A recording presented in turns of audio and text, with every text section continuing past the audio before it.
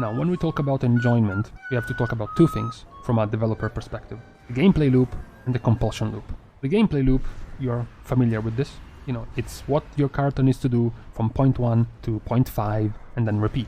What do I need to do? Build combo points. Okay, use abilities that generate combo points. Now what do I need? I need to spend the combo points because I'm full. Okay, now I have to spend the combo points with an ability. I also need to have a buff on myself to do more damage, and the enemy needs to have a debuff on himself to take more damage. So I have to keep the buff up and keep the debuff up while I keep building combo points and spending combo points. This is gonna be your gameplay loop. So how good is the flow of the loop, how smooth it is, how satisfying it is to play, is a good judge of how enjoyable a spec is to play. The other point, but Aizen, I just wanted to know if it was cooler to play Fury Warrior than it is to play Unholy DK. Professor is having a lecture. Please listen because it's going to be on the test next week. Thank you.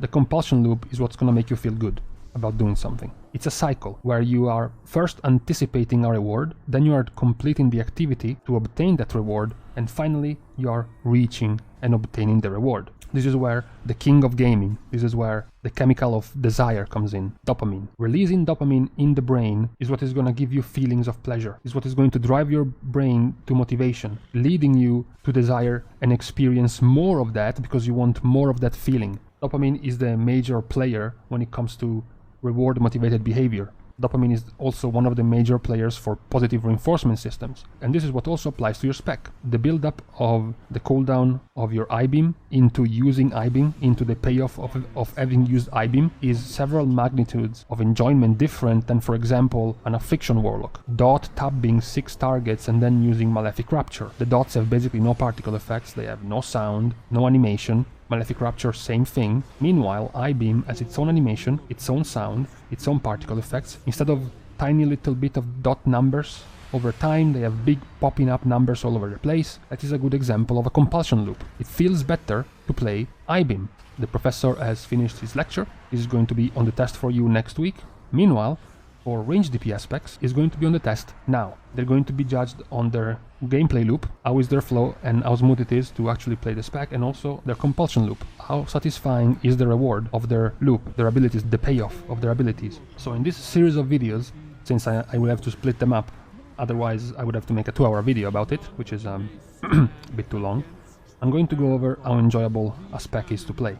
This goes for both Mythic Plus and Raids. It's just related to their damage rotation and not their utilities and their extra things they might use in Mythic Plus. This is just for their damage toolkit. Let's start with some of the Ranged DPS specs.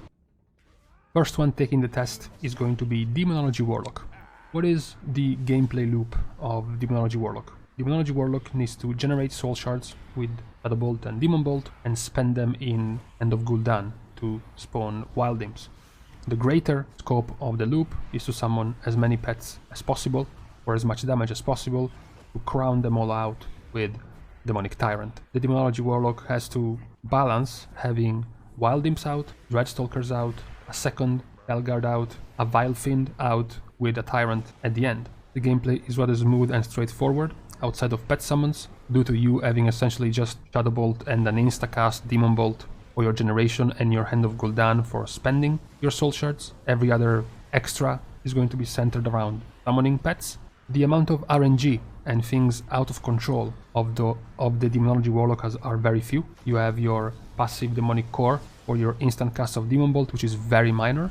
You will never be in a situation where you feel like you're being cheated by RNG because you don't get enough Demon Bolt instant cast. That is not really an issue. When it comes to Compulsion Loop, the satisfaction of pulling off your rotation, it is rather low as it is very maintenance based. You have to maintain your Wild Imp being summoned, you have to maintain on cooldown your Dreadstalkers, you have to maintain on cooldown your Vile Fiend, and then you continue with your Shadowbolt, Demon Bolt into Hand of Gul'dan. The big payoff is in the Demonic Tyrant. Once you line up all your pets summoned out, you can top them all off with Demonic Tyrant. That is a very good payoff, it's a very good compulsion loop. However, the Tyrant is on a rather long cooldown, and most of your pets are also gated by medium to high cooldowns, from your Grimoire Felguard to your Vile Fiend to your Dreadstalkers. So the final rating of this test for Demonology is B. The base rotation is rather smooth and consistent, without too much RNG intruding into the rotation, but the big payoff, the consistent big payoffs are a little bit too spread apart. Next one taking the test is Fire Mage. The gameplay loop of Fire Mage is all around gaming the system of hot streak. You need 2 crits in a row, you get an instacast, double damage, pyroblast. You have your fireball or scorch, as well as your phoenix flames, and you have your instant cast, mid cast, fireblast. That is a guaranteed crit, and that's going to be your minigame. It's going to be your gameplay loop, trying to get multiple crits in a row, get your hot streak to keep going. And this gameplay loop is going to also increase in low and effectiveness during execute phase when you take Searing Touch, and you get a much faster progression on your hot streak procs. Now the compulsion loop of Fire Mage, the payoff of Fire Mage. Compulsion loop on Fire Mage works really well because you have a compulsion loop directly stamped in the head of hot streak. Whenever you get a hot streak going is while your compulsion loop is going to start rolling on, you know, crit after crit after crit is going to feel better and better and better. That is a fantastic compulsion loop when it works. I don't know if you've seen my previous videos about Ranged DPS. I already said what's the problem with Fire Mage, which is why for this test Fire Mage takes a C, because right now Fire Mage simply doesn't have the gear or the borrowed powers that allows them to have this level of very entertaining payoff in their compulsion loop. It simply doesn't happen often enough. They don't have the gear. As I mentioned, RNG with Demonology, RNG with Fire right now is crippling because the RNG of Fire is critical strike. Their entire stat isn't just RNG because of damage, isn't just RNG when it comes to the damage they do, crits or not, it's also RNG because of their entire gameplay loop. And at the start of an expansion, when the crit is low, their gameplay loop suffers. Other specs suffer because they do less damage, but they suffer because their gameplay loop gets worse. Similar to Demonology, they still retain a strong compulsion loop in a big cooldown, which is Combustion. Combustion essentially says, fuck your stats, I'm gonna proc my hot streak anyways, which is what is going to give you a big payoff there, but it is going to be in a similar situation as Demonology. When they are outside of their big cooldown, their gameplay loop is going to suffer. The bright spot of Fire is that their loop, as opposed to Demonology, is only gated by gear. The more your gear will improve, the better the loop of Fire Mage will be. If I'm gonna be doing this series in about a year and 2 tiers from now, it's very likely that Fire Mage could be in A tier, as opposed to now, which is just gonna stay in C. Coming up for the test next is Destruction Warlock. He doesn't seem very nervous at all, and no wonder, because the gameplay loop of Destruction Warlock is very straightforward and pretty enjoyable. You have to put down your Immolate on the target, and then you're going to cast Incinerates until you have enough soul shards for your Chaos Bolts. You have increased interactions with faster cast time by using Conflagrate and gaining Backdraft. You want to time it with Chaos Bolts. You often want to stack your soul shards for back-to-back to almost back Chaos Bolts during some buff windows, some trinket windows, some damage vulnerability on the target windows, and the rotation remains extremely smooth. You have Immolate, Incinerate, Conflagrate, and Chaos Bolts. It's 4. It's very compact, it's very tight, but they all serve a very clear, a very decisive and concise purpose. There is very little bloat when it comes to destruction, which could also be seen as a negative, sure, but in destruction it works really well. What about their compulsion loop? What about their feels good man part? We mentioned a good compulsion loop because of a series of summons from Demonology, the good compulsion loop because of a continued use of a passive, continued use of back-to-back crits for Fire. Warlock, on the other hand, is the first spec in this list who has a compulsion loop tied to a single ability, Chaos Bolt. In my intro I made the example of I-Beam, but Chaos Bolt also has the benefit of having a very good payoff. The longer cast time tied with the sound effect and the animation and the sort of slower missile, almost as if it's like a movie and you have some anticipation for the thing to hit, does create pretty good payoff. The extra payoff is in the fact that you can also Havoc every 30 seconds and you can double your Chaos Bolts. That is also going to feel very good. And similar to the other specs, Destruction is also a spec that has the ability to give you big payoffs in a cooldown. Not all the specs are gonna have this. Destruction certainly does. Inferno. Similar to Demo, unlike Combustion, it's not just a matter of passives and procs, it's also a matter of a visual effect. It's a big fucking green fiery rock falling from the sky and then starting to beat the shit out of people,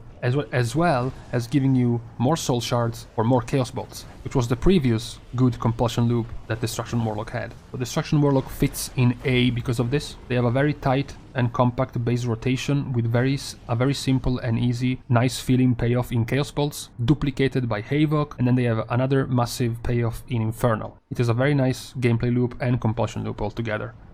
And meanwhile, we see Balanced Druid exiting the examination room. They have gotten a B, they are telling me. Oh, okay. So the reasons why... Okay, so the reasons why Balanced Druid is in B as they told me, is that Balanced Druid base rotation, base gameplay loop is better than Destruction. The positive reinforcements and extra feel-good effects that Destruction gets in its base rotation is just Backdraft, which is a haste buff procced by Conflagrate, whereas Balanced Druid gets Eclipse, which is a much meatier, much thicker positive reinforcement to your rotation. The rotation stays of a similar, compact, tight, simple base. You put Moonfire and Sunfire on the target, you generate Astral Power with Wrath or Starfire based on which Eclipse you're on, and then you dump it with Star Surge. Even though this is of a higher quality of all the other specs we've gone over already, the problem is that the Compulsion loop of Balanced Druid is lacking. As I said, there is good positive reinforcement and good rewards from getting into Eclipse and using the empowered Eclipse abilities. However, Star Surge and Starfall do not feel as good to use. Starfall looks beautiful, but it doesn't have that much of an effect. You don't feel it too much when you use it, it's not as impactful. And Star Surge wants to pretend he is a Chaos Bolt, but he's not.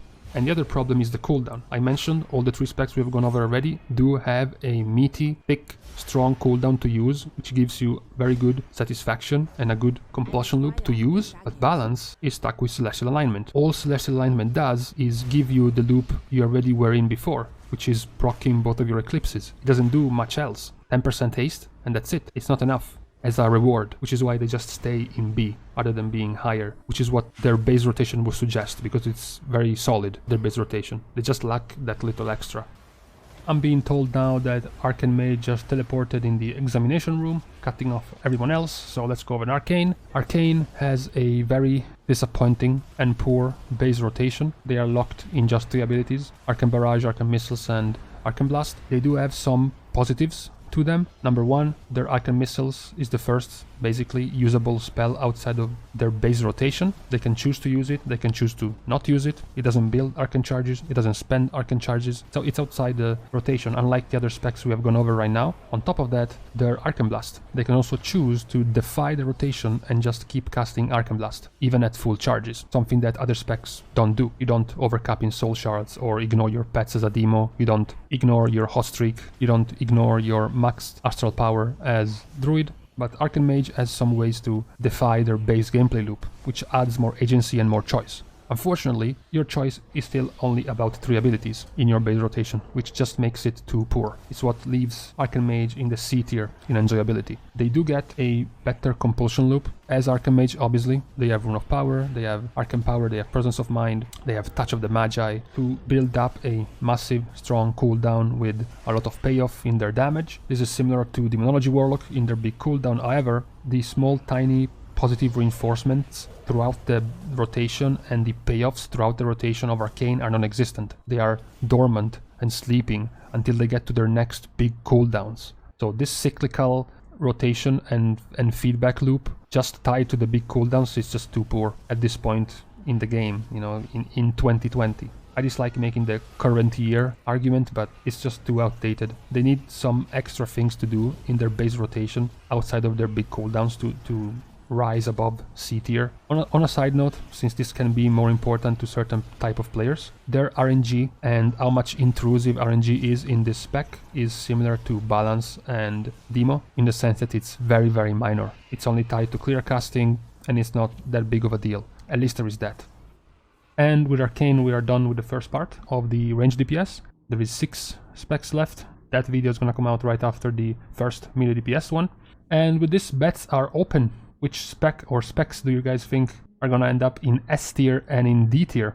I bet there are gonna be quite some surprises regarding those, but I guess you guys have to wait a bit and you'll see it soon.